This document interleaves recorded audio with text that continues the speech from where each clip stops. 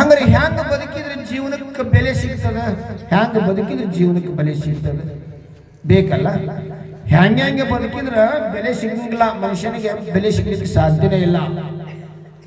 ಭೂಮಿ ಮ್ಯಾಲೆ ಬಹಳ ಜೀವರಾಶಿಗಳು ಬದುಕಾಕತ್ತಾವ. ಆದ್ರೂ ಕೂಡ ಅವು ಬದುಕಿದ್ದಾಗಲೂ ಬೆಲೆ ಐತಿ, ಸತ್ರು ಬೆಲೆ.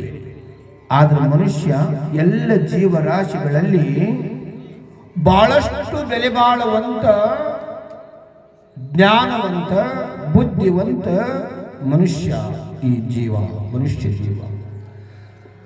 ಇದಕ್ಕೆ ಏಟ್ ಹೇಳಿದ್ರು ಕೂಡ ಬದಲಿ ಆಗಾಕ ಒಂದು ಬೆಲೆ ತರ್ಕೊಳ್ಳಕ್ಕ ಸ್ವಲ್ಪ ಅದ್ರಾಗ ಬಿದ್ದು ಉಳ್ಳಾಡ.